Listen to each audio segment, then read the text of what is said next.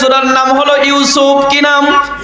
আজকে আমি আপনাদের সামনে এই সূরা থেকেই তেলাওয়াত করেছি। সূরা ইউসুফ হলো মহাগ্রন্থের এক অন্যতম সূরা, যেটার মধ্যে 111টা আয়াত আছে। কোরআনের ধারাবাহিকতা অনুসারে এই সূরাটা হলো 12 নম্বর সূরা। এই সূরাটাতে 12টা রুকু আছে। সূরাটা মক্কাতুল মুকাররমায় নাজিল হয়েছিল। ওইদের কাফের মুশরিকেরা এসে বলে, মুহাম্মদ সাল্লাল্লাহু আলাইহি ওয়াসাল্লাম, তুমি যদি নবী হও তাহলে তো পূর্বের নবী রাসূলদের কথা আল্লাহ তোমাকে জানায়া দিবে। তুমি যদি সত্য নবী হও তাহলে বলো, ইয়াকুব আলাইহিস সালাম কেন সিরিয়া থেকে কেনান থেকে সিরিয়াতে গিয়েছিল? ইউসুফের ঘটনাটা আগে তুমি বলো। যদি বলতে পারো আমরা বুঝতে পারবো তুমি সত্য নবী। আল্লাহ রাব্বুল আলামিন পুরা কোরআনের ভিতরে 25 জন নবী রাসূলের নাম লিখে দিয়েছে। কয়জন?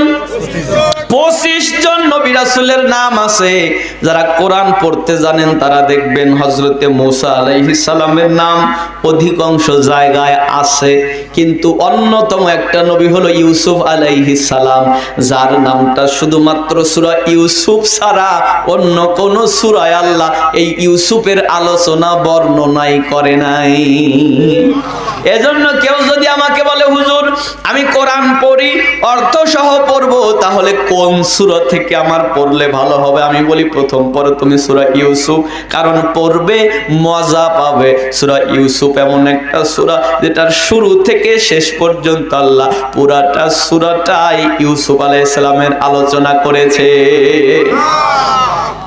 আল্লাহ পাক তাকে ডাকতে বলে, নবীরে, পৃথিবীর ভালো মানুষ যারা হবে তাদের আপনজন তাদের বিরোধিতা করবে। কত বিরোধিতা করবে শোনেন হে নবী। এর বিরোধিতা করেছিল আপনার পূর্বের পয়গম্বর হযরতে ইউসুফ আলাইহিস সালামের আপন মানুষেরাও। আপন মানুষ যদি শত্রু হয় সেখানে টেকা কষ্ট হয়ে যায়। আবার একটা কথা এটাও মনে রাখা দরকার, গ্রামের চোর না থাকলে বাইরে চোর চুরি করে না, ঠিক নয় কি? আপনার বাড়ির লোক যখন আপনার বিরুদ্ধে যাবে আপনার চলাফেরা কষ্ট হয়ে যায়, কারণ বাড়ির লোকটা শুধু বিরুদ্ধে যায় না, আপনার যারা শত্রু তাদের সাথে যায় তলে তলে হাত মিলায় যেন আপনাকে বিপদে ফালানো যায়। এরকম মানুষ কি সমাজে নাই? জোরে কোন। আল্লাহ পাক রব্বুল আলামিন বলেন, নবীর ইতিহাস শোনেন। ইয়াকুব আলাইহিস সালামের কয় ছেলে? জোরে কোন। 12টা ছেলে। আল্লাহ পাক একজনকে নবী বানিয়েছিল, তার নাম কি? ইউসুফ। ইউসুফ আলাইহিস সালাম যখন ছোট্ট মানুষ, একদিন ঘুমের থেকে জাগ্রত হয়ে আব্বাকে বলে, আব্বা। আল্লাহ পাক কোরআনে বলেছেন, ইদ ক্বালা ইউসুফু লিআবিহি, ইউসুফ তার আব্বাকে বলল, ইয়া আবা, হে আমার আব্বা, হে আমার পিতা। আব্বা বলে ডাক দিলে 30 নেকি। আর আমরা শিখাই ড্যাড ড্যাড ড্যাড ডাকো, আছে না নাই? কি বলবেন? কি শিখাইবেন? আব্বা। কি শিখাইবেন? ডাক দিয়ে বলে, আব্বা আমি স্বপ্নে দেখেছি 11টা চন্দ্র সূর্য তারকায়রা এসে আমার পায়ে সেজদা করতেছে। ইয়াকুব আলাইহিস সালাম শোনার পরেই বুঝতে পেরেছে, ইউসুফকে বলে, ইউসুফ রে, তুমি যা দেখেছো ভালো স্বপ্ন দেখেছো, তবে বাবা তোমাকে বলি সাবধান, এ কথাটা আর দ্বিতীয়বার বলিও না, কারণ বেড়ারও কান আছে। আছে না নাই? আমি তো খুঁজে পাই না। আছে কি? আসলেও আছে। ডেকে বলল, বেটা রে, বেড়ারও কান আছে, কথা বইল না। ইউসুফ চুপ হয়ে গেল, কিন্তু এর আগেই বেড়ায় অলরেডি কান একটা লাগিয়ে গেছে। এই কান কার কান? ইয়াকুব আলাইহিস সালামের পুত্রবধূর কান, অর্থাৎ ইউসুফের ভাবির কান। রাসূল বলেছেন, ভাবি হলো দেবরের জন্য কাল সাপ। সাপ দেখে মানুষ যত ভয় পায়, ভাবি দেখে তত ভয় পাওয়া দরকার। আর আমাদের দেশের প্রচলিত কথা হইলো, কয় বড় ভাবি মায়ের মতো, ইয়ার কি মস্কারি করে, বাই মারা গেলে কি ভাবি বিয়ে করা জায়েজ নাই? আছে। মাকে কি বিয়ে করা যাবে? মিথ্যা একটা কথা ছড়ায়া দেয়, কয় বড় ভাবি মায়ের মতো না। ভাবি তো ভাবি, দেবর তো দেবরই, ভাসুর তো বাসুরি। আর এখন অনেক দেবর অনেক ভাসুর এমন ভাবির সাথে মিশে যায়, ভাবি কয় ভাসুর না বাসুর। কথা কয় না, এরকম মিশা যায় না? এই যে ঘরের ভিতরে আব্বার সাথে কথা বলতেছে, বেড়ারও কান জ্বালায়া গেছে।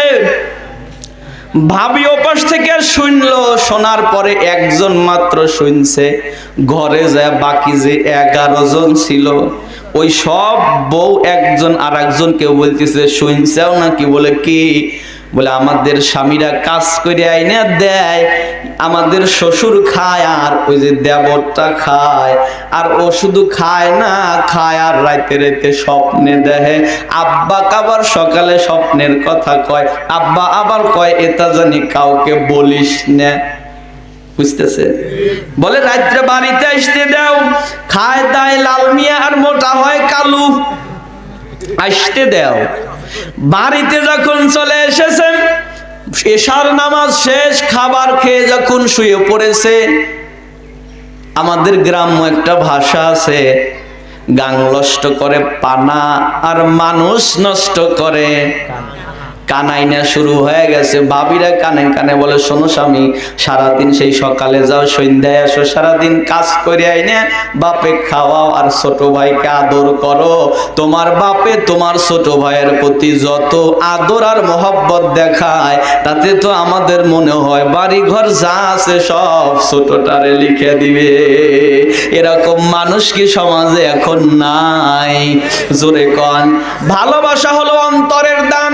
কোন সন্তানকে বেশি ভালোবাসবে, কোন সন্তানকে কম ভালোবাসবে, এটা আব্বা আম্মার কলিজার ভিতরে কে দিয়েছে? আল্লাহর রাসূল বলে, সাহাবীরা রে, স্ত্রীদেরকেও বলতো তোমরা এত স্ত্রী রয়েছো, কিন্তু আমার খাদিজার জন্য আল্লাহ আমার কলিজায় আলাদা ভালোবাসা দিয়েছিল। যার কারণে রাসূল যখন মক্কা বিজয় করে মক্কাতে ঢুকতে নেয়, একটা জায়গায় রাসূল দাঁড়িয়ে গেল, উটের লাগাম টেনে ধরেছে, মাথাটা নিচু করতে করতে এত নিচে দিয়েছে, চোখ থেকে পানি পড়তেছে। সাহাবায়ে কেরাম জিজ্ঞেস করে, ইয়া রাসূলুল্লাহ, ইয়া হাবিবাল্লাহ, আপনি কাঁদেন কেন? আল্লাহর নবী বলে, সাহাবীরা, এই জায়গা দিয়ে আমি যেতে পারবো না, আমার খারাপ লাগতেছে। বলে কেন? বলে এখানে তোমাদের মা খাদিজার কবর রয়েছে। আল্লাহর ভালোবাসা যদি থাকে, জীবনে ঠকবেও না, ঠেকবেও না। সুবহানাল্লাহ কোন? ঠকবেও না, ঠেকবেও না। আব্বা আম্মার ভালোবাসা অর্জন করবে। ভাবিরা ঘরের ভিতরে যা পরামর্শ করে, যে কাজ শুরু হয়ে গেল, জমি তো পুরো অন্যমে দিয়ে দিব, তাহলে কি করা যায়? বলে সকালবেলা হওয়ার পরেই ওকে যে কোনো উপায়ে আব্বার কাছ থেকে সরানো লাগবে। 11 ভাই, 11টা স্ত্রীর বুদ্ধি নিয়ে, অথবা 10টা 9টা স্ত্রীর বুদ্ধি নিয়ে ওরা পরামর্শ করে বুদ্ধি করলো কি করা যায়। সকালবেলা ইউসুফকে আমরা আব্বার কাছ থেকে সরাবো। সকাল যখন হয়েছে, ওরা কাজে বের হয়ে রওনা করে ফিরে এসে আব্বার কাছে বলে, আব্বা, আপনি ইউসুফকে যেভাবে কাছে কাছে বসায় রাখেন আর খাওয়ান, ও তো পঙ্গু হয়ে যাব, ওর তো ডায়াবেটিস ধরে যাব, ও তো নড়াচড়া করতে পারবো না। আপনি বুড়া মানুষ বসে থাকেন, ভালো কথা, ওকে কে কাছে বসা রাখা দরকার, আমাদের সাথে দেন, আমরা নিয়ে যাব, সেখানে গিয়ে ওকে ফল ফলাদি পেরে দেবে, ও খাবে, আমরা ওকে নিয়ে খেলাধুলা করব। ইয়াকুব পয়গম্বর 11টার চেহারার দিকে তাকায়া দেখে, চোখে চোখে কথা বলে, বুঝতে পেরেছে অতি ভক্তি। হ্যাঁ, দেখে বলে, বেটারা রে শোনো, তোমরা বলতেছো, তবে আবার মন সাক্ষী দেয়, আমি পাঠাবো না। ওরা নাসরের মতো বসে পড়ল, আব্বারে যদি না দেন আমরা যাবই না, কারণ ছোট্ট ভাই ও আদরের ভাই, ও এখানে কেমনে থাকবে? ইউসুফ পয়গম্বর ছোট্ট মানুষ, ওদের চক্রান্ত বুঝতে পারে নাই, ভাইদের দিকে তাকিয়ে বলে, আব্বা আমি যাব, আব্বা আমি যাব। বলার পরেই তাকিয়ে দেখে ইয়াকুব আলাইহিস সালামের চোখের কোণে পানির ফোঁটা ভেসে উঠেছে। দেখে বলে, আব্বা কাঁদো কেন? বলে, তুমি কি সত্যিই যাবে? আব্বা আমি যাব। ঠিক আছে, যাও। এক পর্যায়ে ইয়াকুব আলাইহিস সালাম, বুড়া মানুষ, লাঠি ভর দিয়ে ইউসুফকে সাথে নিয়ে সন্তানাদির কাছে উঠাইয়া দিল, বলে নিয়ে যাও। বড় ভাই আদর করে কাঁধের ভিতরে নেয়, কাঁধে করে নিয়ে ওরা যখন নাচতে নাচতে যায়, ইয়াকুব পয়গম্বর পিছনে পিছনে যত দূর যাওয়া যায় উনি গেছে। যাওয়ার পরে ইউসুফ হাসতে হাসতে ভাইদের কাঁধে উঠে যায়। ইয়াকুব পয়গম্বর ইউসুফের দিকে ইশারায় দেখায় দেয়, ইউসুফ রে শোনো, যেখানেই যাও, যে অবস্থায় থাকো না কেন, বিপদে যদি পড়ো, ইশারায় দেখায় দিল, ডাক দিবা আমার আল্লাহ।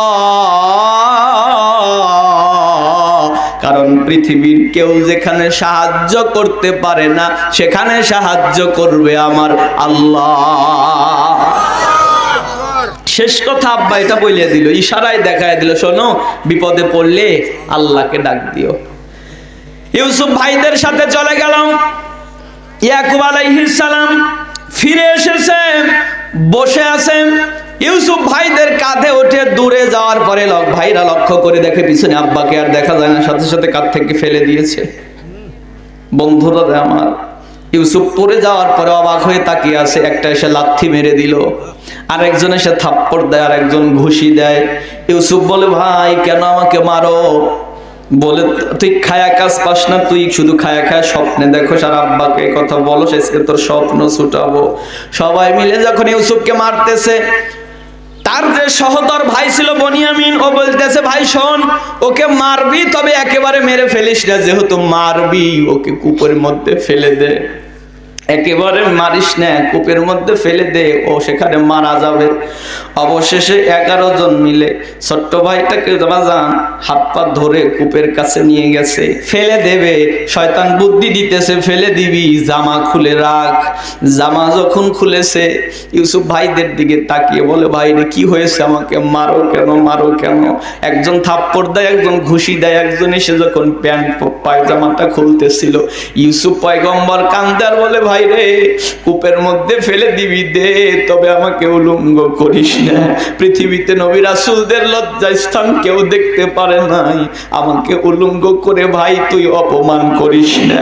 ওরা শোনেই না, শোনেই না, এক পর্যায়ে উলঙ্গ করে ফেলে দিয়েছে। থাপ্পড় দিয়ে যখন কূপের ভিতরে ফেলে দিল, ইউসুফ নিচের দিকে পড়ে যাচ্ছে। মনে পড়েছে আব্বা না বলেছিল, বিপদে যখন পড়বা পৃথিবীর কেউ যেখানে সাড়া দিবে না, দিবে আমার আল্লাহকে, আল্লাহকে ডাক দিবা। ইউসুফ নিচের দিকে যায় আর উপরের দিকে মাথা উঠে বলে, আল্লাহ আমাকে বাঁচাও। আল্লাহ রাব্বুল আলামিন ডাকতে বলে, জিবরাইল কোথায় তুমি? বলে, মালিক আমি আছি তো এখানে, যাও, আমার ইউসুফ আমাকে ডাক দিয়েছে। এ জিবরাইল, আমার ইউসুফকে ওরা উলঙ্গ করে কূপের মধ্যে ফেলে দেয় রে, তুমি তাড়াতাড়ি জান্নাত থেকে একটা পোশাক নিয়ে যাও। আমার ইউসুফ পানির মধ্যে পড়ার আগেই আমার ইউসুফকে জান্নাতি পোশাক পরায়া জান্নাতের একটা পাথর নিয়ে পানির ওপর ভাসায়া দিয়া আমার ইউসুফকে পাথরের উপর দাঁড় করায়া দাও। ওয়া মাকারু ওয়া মাকারাল্লাহ ওয়াল্লাহু খায়রুল মাকিরিন। জিবরাইল আমিন চলে এসেছেন, পোশাক পরিয়ে দিল, জান্নাতি পোশাক। নিচের দিকে চলে যেয়ে যখন ওই নিচে চলে যাবে, এমন সময় একটা পাথর নিয়ে এসে ইউসুফকে পাথরের ওপর দাঁড় করাইয়া দিছে। 11 ভাই মিলে কানতে কানতে বাড়ি যাচ্ছে। একজন বলল, কাজ একটা কর, বকরি একটা জবাই করে রক্তগুলো জামাতে মাখায় নিয়ে চল। ওরা রক্তগুলো জামায় মাখায় নিয়ে চলে গেল ইয়াকুব পয়গম্বরের কাছে। কান্নায় ভেঙে পড়তেছে, গড়াগড়ি কান্নায় 11 জন। আর জামাটা আব্বার সামনে রেখে আর কাঁদে আর বলে, আব্বা রে তুমি নিতে নিষেধ করেছিলে, কেন এবার নিলাম? আহারে আব্বার কথা না মেনে আজকে আমাদের জীবন শেষ। আমরা ভাইকে বসায়া দিয়েছিলাম, তুমি বসো, আমরা ফল মূল পেরে আনি। দৌড় প্রতিযোগিতা দিয়েছি, এসে দেখি বাঘে ইউসুফকে খেয়ে ফেলেছে। ইয়াকুব পয়গম্বর ইউসুফের জামা হাতায় আর বলে, আহারে কোন বুদ্ধিমান বাঘে খাইলো, আমার ইউসুফকে খেয়েছে, জামা তো ছেড়ে না। নবীদেরকে কি ধোঁকা দেওয়া যায়? ইয়াকুব আলাইহিস সালাম ডেকে বলে, বাঘেরা কি এত বুদ্ধিমান? যে আমার ইউসুফকে খাইলো, জামাটা ছিঁড়ল না। এক ভাই কান্দে আর আরেক ভাইকে গুতা দেয়, কি করলি, কি সব করলি, জামাটা ছিঁড়লি না কেন, জামা ছিঁড়লি না কেন? ইয়াকুব পয়গম্বর এক পর্যায়ে ডেকে বলে, ছেলেরা শোনো, আমার বিশ্বাস হলো, তবে তোমরা জঙ্গলে যাও, কোন বাঘে আমার ইউসুফকে খেয়েছে, বাঘকে আমি চাই। 11 ভাই দৌড়া চলে গেল জঙ্গলের মধ্যে, দৌড়াদৌড়ি করতে করতে গিয়ে দেখে একটা দুর্বল বাঘ এক জায়গায় বসে আছে। ওরা দৌড়ে ধরতে গেল। মানুষ কি বাঘ ধরতে পারে?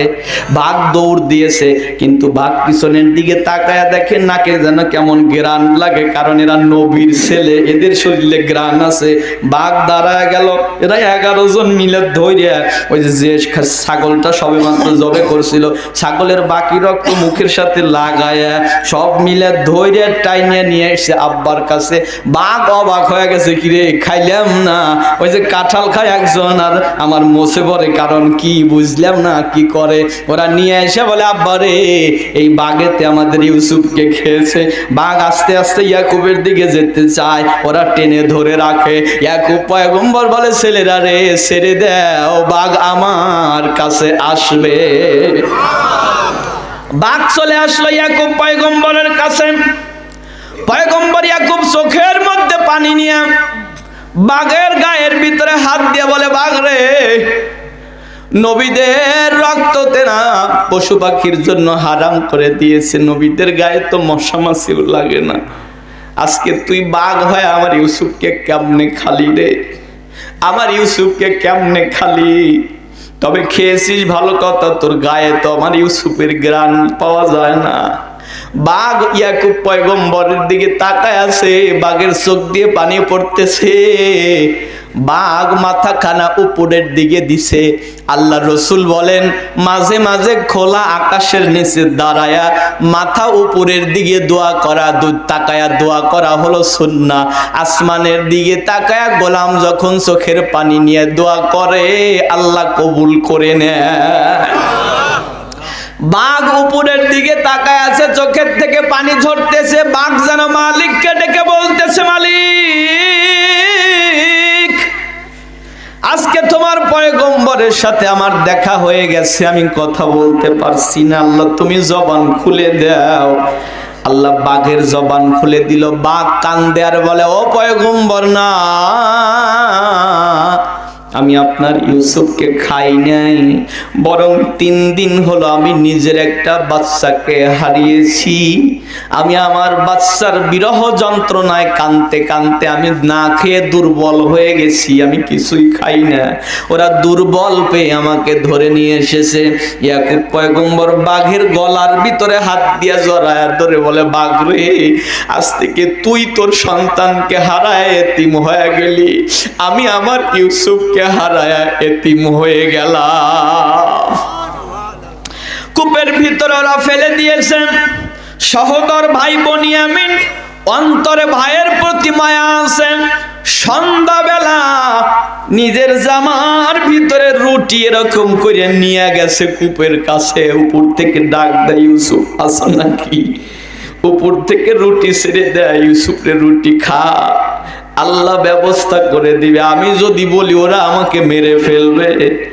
3 দিন 4 দিন মতান্তরে 7 দিন কেটে গেল। আব্বা কাঁদে এখানে, সন্তান কাঁদে কূপের ভিতরে। একটা বণিক দল পাশ দিয়ে যাচ্ছিল বলে ওই কূপ থেকে পানি আনো। পানি উঠাতে যে লোক গেছে, কূপের ভিতরে বালতি নামায়া দিয়েছে। আল্লাহ বলে, ইউসুফ রে, দেরি করিস না, বালতির রশি ধর। ইউসুফ রশি ধরেছে।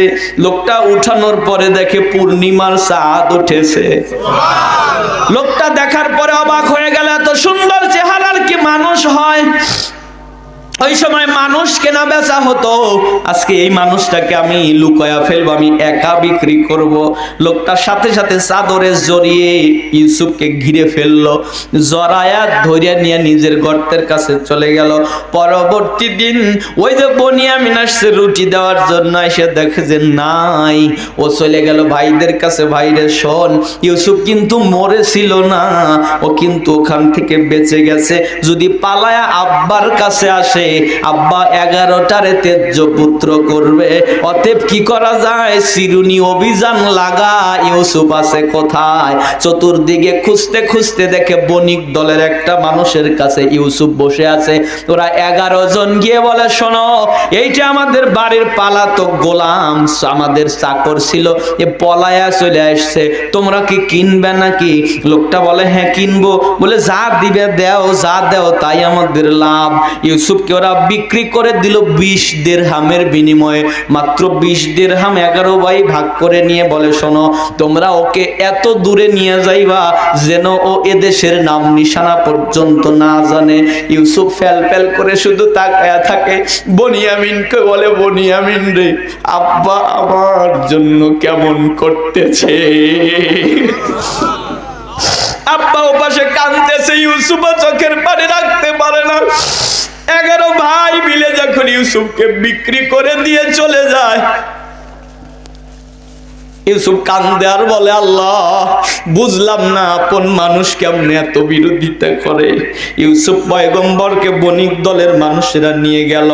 নিয়ে যাইতে যাইতে কয়েক রাষ্ট্র পরে চলে গেল সেই সিরিয়া মিশরের এলাকাতে। সেখানে চলে গেছে কেন? বলে, ওকে বাজারে উঠাও, দেখি এটার দাম কত হয়। বাজারে ইউসুফকে যখন তুলেছে, লক্ষ মানুষের ভিড় জমে গেল।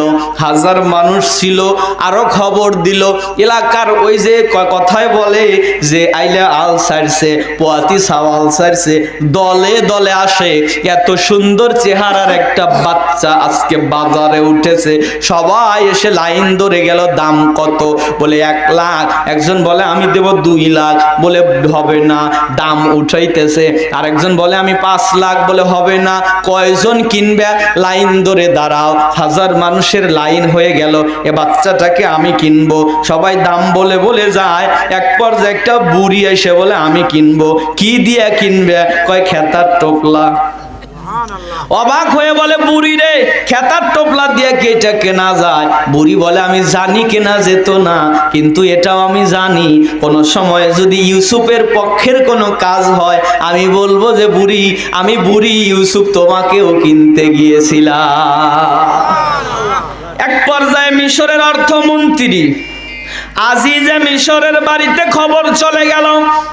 আজিজা মিশরের স্ত্রী হলো জুলাইখা, সন্তানাদি হয় না। খবর গেল, বাদশারে, তোমার দেশে এসেছে এত সুন্দর একটা বাচ্চা, যার মূল্য কেউ দিতে পারতেছে না, তুমি যাও।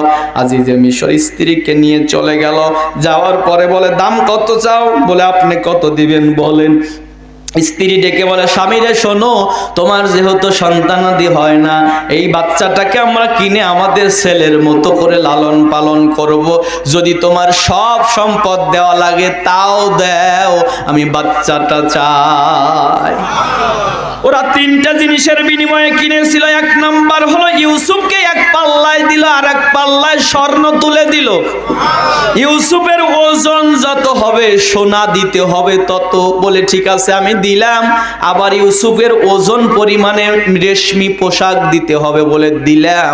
বলে, ইউসুফের ওজন পরিমাণে মানে মেশকের গ্রান দিতে হবে। বলে, তাও দিলাম।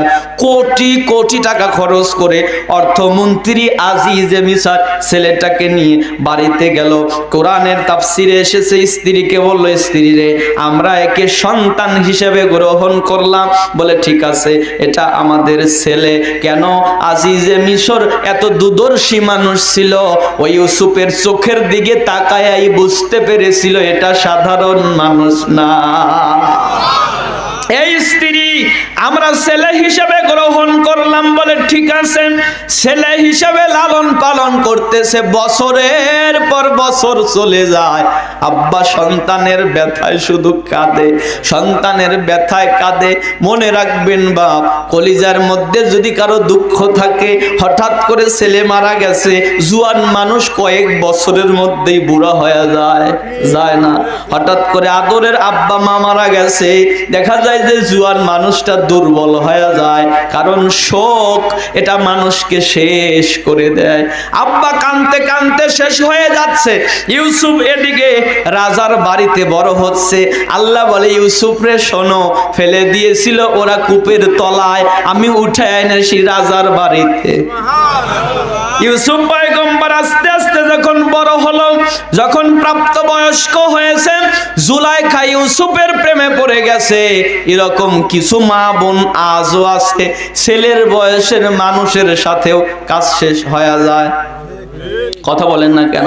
শুনতে খারাপ লাগলেও সন্তানদেরকে আজকে রাখা কষ্ট হয়ে গেছে, কারণ ভাবি, চাচি বলেন, ভাবি বলেন, খালা বলেন, মাসি বলেন, পিসি বলেন, যাদের দিয়ে আপনার বিশ্বাসই হবে না যে এটা আমার মায়ের বয়সের বয়স। অথচ দেখা যায় যে এমন এক মহিলাও আছে, দেখা যায় যে তার নিজের মেয়ে, যে মেয়েটা বিয়ে দিয়েছে এই মেয়ের বয়সের ছেলেটা, অথচ ওই ছেলের সাথে হয় না। ও বন্ধুরে, এই আজিজে মিশরের স্ত্রী, যাকে ছোট্টবেলা থেকে লালন পালন করতেছে, এর প্রেমে পড়ে গেল। নিচু নজর কত হলে কাজ হতে পারে। ইউসুফকে একদিন ডেকে বলে, ইউসুফ রে শোনো, তোমাকে দেখে আমি পাগল হয়ে গেছি, একটা দিনের জন্য তোমাকে আমি কাছে পেতে চাই।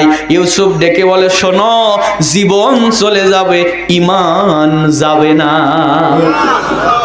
ইসলামের বিধান তো এটাই, যদি অবিবাহিত নারী পুরুষ যদি খারাপ কাজ করে অথবা অবৈধ কাজে লিপ্ত হয়, যদি সাক্ষী সহ ধরা পড়ে, ইসলামের বিধান হলো তাকে 100 বেতের আঘাত করো, তারপরে হয় দেশ থেকে তাড়িয়ে দাও অথবা তাদের অন্য কোনো ব্যবস্থা করো। কিন্তু বিবাহিত, বিবাহ করার পরেও যদি অপকর্মে লিপ্ত হয়, বেতের আঘাত না, বিচার না, জরিমানা না, পাথর মেরে মেরে ফেলো।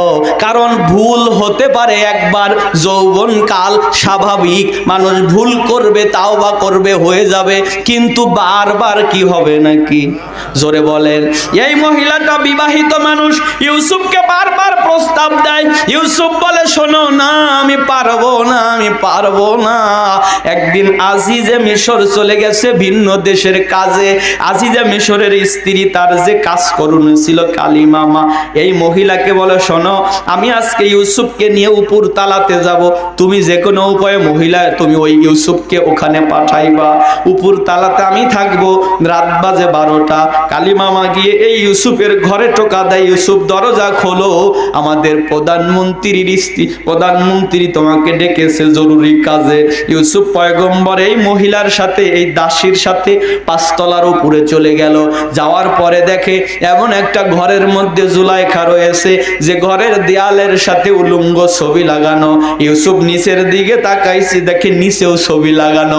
উপরের দিকে তাকাইছে আর বারবার ডাকতেছে, আল্লাহ আমাকে বাঁচা। লক্ষ্য করে দেখে মহিলা ফট করে বের হয়ে গেল। কাজের মহিলাটা বের হয়ে বাইরের থেকে তালা দিয়ে, 1 তালা না, 2 তালা না, 5 তলায় নেমে আসছে। সব তালাতে তালা লাগাইছে। এরকম কুচক্রী মহিলা কি সমাজে নাই? চোর চুরি করলে যে গুনাহ, খাইলদারের ওই গুনাহ। একজন খারাপ কাজ করবে আর তুমি সহযোগিতা করে পাহারা দিবে, ও খারাপ কাজ করিয়াছে, গুনাহ পাইলো, তুমি পাহারা দিয়া ওই গুনাহ পাইবা। কথা কি বুঝেছেন? মহিলাটা তালা দিয়ে নিচে চলে আসলো। জুলেখা এবার ইউসুফকে বলে, ইউসুফ হাই তালাক, আমার দিকে এসো। ইউসুফ হতভম্ব হয়ে দাঁড়িয়ে আছে। জুলাইখা শরীরের পোশাকগুলো খুলে ফেলে দিচ্ছে, সামান্য 2টা পোশাক আছে পরনে। জুলাইখা বলে, ইউসুফ তাকা। ইউসুফ তাকায় না, তাকায় দেখে জুলাইখা একটা মূর্তির সামনে দিয়ে পর্দা দেয়। বলে, ও আমার রানী, মূর্তি, ও আমার জুলাইখা, আপনি মূর্তির সামনে দিয়ে পর্দা দেন কেন? জুলাইখা বলে, আমি খারাপ কাজ করব, আমাদের খোদা দেখে ফেলতে পারে। ইউসুফ চোখের পানি ছেড়ে বলে, শোনো, তোমার খোদার চোখের সামনে পর্দা দিলে খোদা দেখতে পারে না। আমার খোদা এমন মালিক আল্লাহ, 7 তবক জমিনের নিচেও যদি কালো পাথরের ওপর কালো পিপিলিকা হেঁটে যায়, আমার আল্লাহ শুধু দেখে না, ও পিঁপড়ার পায়ের আওয়াজও শোনে। ঠিক নয় কি? আমার এই আল্লাহ কয়জন? জোরে বলেন, কয়জন? দেখে কি দেখে না? দেখে কি দেখে না? আর তোমার মূর্তির সামনে দিয়া পর্দা দিলে তোমার মূর্তি দেখতে পারে না। ইউসুফ পয়গম্বর ডেকে বলে, ভাইরা শোনো, আমি জানি তোমাদের সাথে আমার দেখা হবে। আমি 11 জনের জন্য 11টা বাড়ি বানায় রেখেছি। 11 জনকে 11টা বাড়ি দিল। সংক্ষেপ করে দেই, দীর্ঘ রাত হয়ে যাচ্ছে। ইউসুফ পয়গম্বর এক পর্যায়ে দেশটা চালাইতেছে খুব সুন্দরভাবে। হঠাৎ একদিন আব্বাকে নিয়ে, ভাইদেরকে নিয়ে সুখের সংসার, সুন্দরভাবে দেশ চলছে। হঠাৎ করে ইউসুফ পয়গম্বর একদিন ঘোড়ার পিঠে সাওয়ার হইয়া রাষ্ট্রীয় কাজে দেশের শেষ প্রান্ত বর্ডার এলাকাতে গেছে কোনো একটা কাজের জন্য।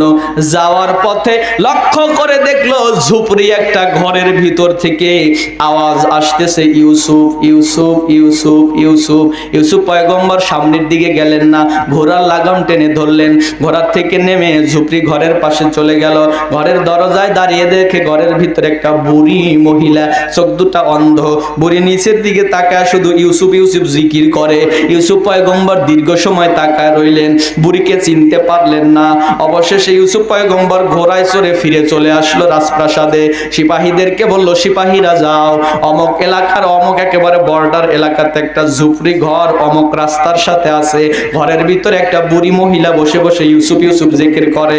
আমি চিনতে পারি না এই মহিলাটাকে, তুমি গিয়ে তাকে ধরে নিয়ে আসবা। সিপাহীরা দ্রুতগামী ঘোড়া নিয়ে দৌড়ায় চলে গেল দেশের শেষ প্রান্তে।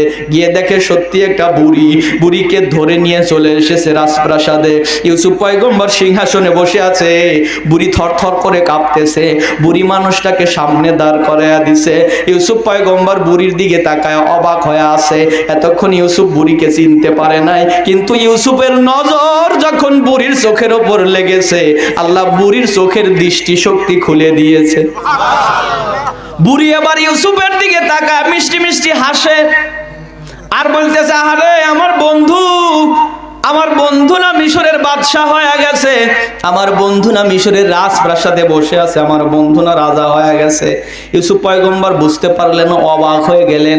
জিজ্ঞেস করতেছেন, বুড়ি কে তুমি, কি তোমার পরিচয়? ও বুড়ি কে তুমি, কি তোমার পরিচয়? চিনলাম না তো।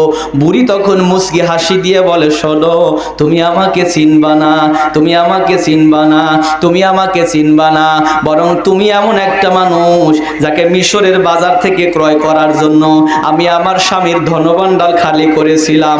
আমার স্বামীকে আমি পথের দিন ভিখারিনী বানিয়েছিলাম। আজকে তুমি আমার দিকে তাকায় অবাক হয়ে যাচ্ছ। তোমাকে দেখে আমি হাসি কেন তুমি অবাক হচ্ছ? বরং আমি তার চাইতে বড় অবাক তোমার দিকে তাকায় হইতেছি কেন জানো? তোমার জন্য আমার স্থাবর অস্থাবর সব সম্পত্তি দিয়ে তোমাকে কিনেছিলাম। শুধু কিনেই নাই, যখন তোমাকে আমি হারিয়েছি আমার যত সম্পদ ছিল আমি তোমার নামে সদকা করতে করতে সব ফিরাইয়া সব ফুরাইয়া আজকে আমি দিন ভিখারিনী হয়ে গেছি। আজকে তুমি আমার দিকে তাকায় অবাক হইতেছো, আমি তোমার দিকে তাকায় অবাক হইতেছি। তুমি সামান্য মিশরের বাদশাহী পাইয়া আমার মতো দয়ালু মহিলাটাকে কেমনে ভুলিয়া যাও? নজর ভর গাইবে বুদাস ইন্তেজারে, নজর ভর গাইবে বুদাস ইন্তেজারে, জবাবে ইউনানায় গফত না আরে। ইউসুফ পয়গম্বর বুঝতে বাকি নাই, এটাই জুলাইখা। জুলাইখা সরাসরি পরিচয় দেয় নাই, তাফসীরের কিতাবে এসেছে জুলাইখা খোটা দিয়ে, কি দিয়ে? খোটা দিয়া বলতেছে যে শোনো, আমি তো ওই মহিলা যে তোমাকে কিনতে এত জিনিস ফুরাইছিলাম, আজকে আমাকে ভুলে গেছো? তাফসীরের কিতাবে এসেছে আল্লাহ রাব্বুল আলামিন ও গোলামদেরকে খোটা দিয়ে একটা কথা বলেছে, গোলামেরা শোনো, এখানে জুলেখার ভালোবাসা ছিল একতরফা। কয় তরফা? একতরফা না? ইউসুফ তো ভালোবাসে নাই, জুলাইখার একতরফা ভালোবাসা, তবুও জুলাইখা খোটা দিয়ে কথা বলে। এ বান্দারা শোনো, মা গর্রকা বিরব্বিকাল কারীম, আমার মতো দয়াময় প্রভু থেকে তোমরা কেমনে ভুলিয়া গেলা? কে বলে? কে বলে? আল্লাহ পাক ডেকে বলে, গোলামেরা শোনো, শীতের দিনে তোমরা কোন জিনিসকে গরম করার জন্য হিটার ব্যবহার করো, গরমের দিনে ফ্রিজ ব্যবহার করো। আমি তোমাদেরকে কত ভালোবাসি। সাতবক জমিনের নিচে আমি যেই জায়গায়, এমন একটা জায়গায় পানি যেখানে রেখেছি, এত বড় ফ্রিজের ব্যবস্থা করেছি, গরমকালে যত টিউবওয়েল ঠাসবে নিচের থেকে ঠান্ডা পানি উঠবে, আর শীতের দিনে টিউবওয়েল যত চাপ দিবে নিচের থেকে আমি ফ্রিজের গরম পানি বের করে দেব। কে দেয়? জোরে কন। এ বান্দা তুমি কি তাকায় দেখো না, শুধুমাত্র তুমি ছাড়া সবাই আমার ইবাদত করে। তেঁতুল গাছের কাছে যাও, রাত্রিবেলা পাতাগুলো মরে গেছে, লজ্জাপতি গাছ তার পাতাগুলো একেবারে মরে গেছে, সূর্যমুখী ফুলটা পশ্চিম দিকে হেলে মরে আছে, কিন্তু সকালবেলা সূর্যের আলো যখন তাদের উপরে পড়বে, সালোক সংশ্লেষণ হওয়ার কারণে তারা আবার সঞ্জীবিত হয়ে যাবে, তারা আবার আঁখি মেলে ধরবে, তারা সবাই জীবিত হয়ে আল্লাহর জিকির করবে। এ গোলাম, তোমাকে আমি বলেছি তুমি নামাজ পড়বে, কিন্তু তোমার অ্যালার্ম নাই, মোবাইল তো ছিল না, তোমার অ্যালার্মের সিস্টেম কে দিবে? দায়িত্ব আমি ছেড়ে দেই নাই। তোমার ঘরের মোরগটাকে আমি মুয়াজ্জিন বানিয়েছি।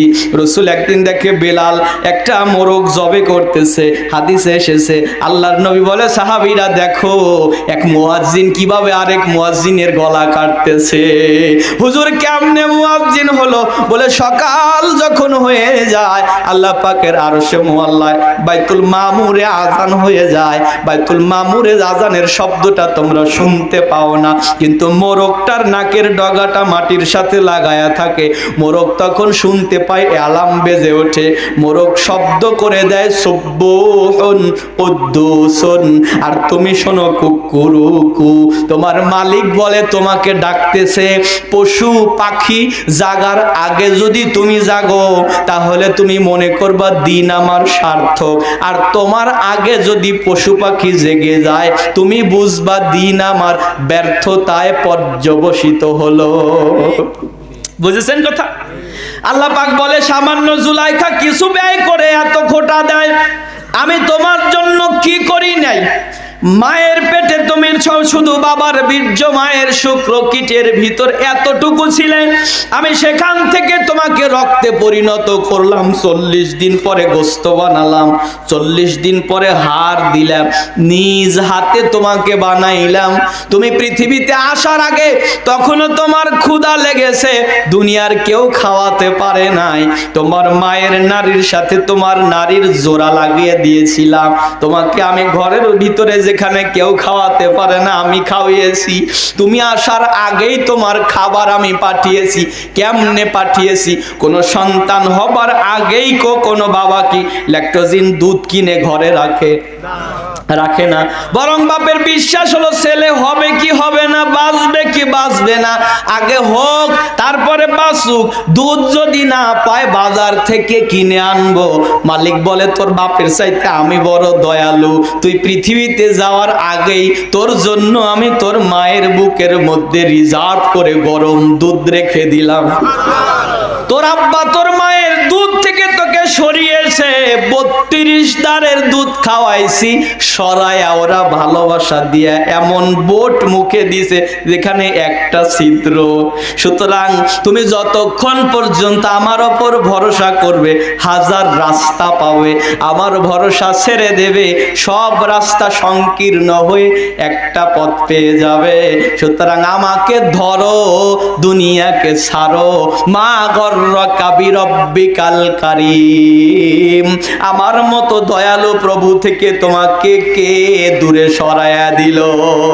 এজন্য আল্লাহকে কি ভুলে যাওয়া যাবে? জোরে বলেন। ইউসুফ পয়গম্বর যখন অবাক হয়ে গেল, শেষ করে দেই, রাগ করতেছেন কয়েকটা মিনিট। ইউসুফ পয়গম্বর যখন অবাক হয়ে গেল, জুলাইখাকে ডেকে বলে, শোনো আমি চিনতে পেরেছি তুমি জুলাইখা, তবে শোনো তুমি যে বলতেছো তুমি জুলাইখা, আমার বিশ্বাস হয়েছে, আজকে কি চাও? তুমি যা চাইবে তাই দেব। সুবহানাল্লাহ। জুলাইখা বলে, বন্ধুরে আজকে কাটা গায়ে লবণের ছিটাটা দিও না। কেন? বলে আমি যা চাইবো তুমি দিতে পারবে না। কেন পারবো না? বলে পারবে না ও কথা বলিও না, ইউসুফ বলে, শোনো আমি পয়গম্বর, আমার বাবাও পয়গম্বর, আমার দাদাও পয়গম্বর, আমার পরদাদাও পয়গম্বর, সবগুলোর কসম করে বললাম যা চাইবা তাই দেব। জুলাইখা বলে, দেহ তো সুযোগ দিয়েছে, একটু জানায়া দেখি হয় কিনা। ডেকে বলে, বন্ধুরে, মিশরের বাজার থেকে তোমাকে যেদিন আমি কিনেছিলাম, আমার এই শরীরে যে যৌবনটা ছিল, আমি যে সুদর্শন নারী ছিলাম, ওই দিন আমার যে চেহারার রূপ লাবণ্য ছিল, ওইটা তুমি ফিরাইয়া দাও। ইউসুফ পয়গম্বরের কিছু কেনা কাহেন ছিল, গণক ছিল, এরা তখন হাতে তালি দিয়ে ফেলাইছে। আজকে হুজুর ধরা পড়ে গেছে রে, হুজুরের কেরামতি সিসিং ফা, সব তালি বাজতেছে। হুজুর কেবা হইলো, কি কইলেন আর কি হয়ে গেল? ইউসুফ পয়গম্বর কথা বলতেছে না, দিলের কানে কল লাগাইছে। কার দরবারে? জোরে কও, আরো জোরে। আল্লাহর দরবারে কল লাগিয়ে বলে, আল্লাহ মুখ ফসকে বের হয়ে গেছে, আর সে যা চাইছে আমি তো অবাক হয়ে গেছি। এ তো কেউ কোনোদিন চায় না, এ তো কেউ কোনোদিন চায় না। আল্লাহ আমি কি করব? আল্লাহ ডেকে বলে, ইউসুফ রে শোনো, তোমার গায়ের যে চাদর আছে, চাদর দ্বারা জুলাইখাকে আপদ মস্তকে ঢেকে ফেলো। চাদরের ভিতরে ঢেকে ইউসুফ পয়গম্বর হাত তুলেছে কার দরবারে? আল্লাহর দরবারে হাত তুলে ডাক দেয়, আল্লাহ। মনের কথাগুলো নীরবে বলে, চোখের পানিগুলো নাকের ডগা বেয়ে বেয়ে গাল বেয়ে বেয়ে পড়ে। ওই যে শুকনো জমিনে বৃষ্টি হলে যেরকম ঘাস তরুতাজা হয়ে যায়, আল্লাহর রহমতের দরিয়ায় জোশ উঠে গেছে। আল্লাহ ডেকে বলে, ইউসুফ তুমি দোয়া করো, ওদিকে আমি কাজ করি। মোনাজাত শেষ, বলে চাদর একটানে উঠাবা। একটানে উঠাইছে, তাকায়া দেখে জুলাইখা সেই পূর্ণ যৌবন ফিরে পেয়েছে। ইউসুফ পয়গম্বর চেহারা ঘুরিয়ে নিল, যাও এবার। চেহারা ঘুরিয়ে নিয়েছে। জিবরাইল আমিন এসে বলে, পয়গম্বর ফিরে তাকাও। বলে, না তাকাবো না। তাকাও না, বলে তাকাবো না, তাকাও। এক পলক তাকিয়েছে, ভালোবাসা দিয়েছে কে? সরে যাচ্ছে সেখান থেকে, আব্বার হাত ধরে বলে, চলো আমরা একটু বাইরে যাই, মহিলা চলে যাওয়ার পরে আসবো। আল্লাহ বলে, ইউসুফ রে দাঁড়া, জুলাইখার সাথে তোর বন্ধনকে আমি কবুল করে নিলাম। ইউসুফ পয়গম্বর থমকে দাঁড়িয়ে বলে, মালিক রে, না, কোনদিন তোমার কথার অবাধ্য হই নাই। আজকে এমন কোন অনুরোধ করিও না যা আমি রাখতে পারবো না। এই নারী তো সেই নারী যে আমাকে জেল খাটাইছে, এই মহিলা তো সেই মহিলা যে আমার সম্মান নষ্ট করেছে, এই মহিলা তো সেই মহিলা যে আমার জীবনের বড় কাটা হয়ে দাঁড়িয়েছিল। আল্লাহ ডেকে বলে, ইউসুফ রে, ওই জুলাইখা তোমার বেদনায় কানতে কানতে এত বেশি আমার কাছে কেঁদেছে আর সদকা করেছে। ইউসুফ রে শোনো, জুলাইখার চোখের পানি যদি একত্র করা যায়, পুরা মিশরবাসীকে আমি মাফ করে দিতে পারবো। ইউসুফ, আমি জুলাইখাকে আবার পূর্ণ সতী বানায়া দিলাম। তোমার সাথে জুলাইখার বিবাহ বন্ধনকে আল্লাহ আমি কবুল করে নিলাম।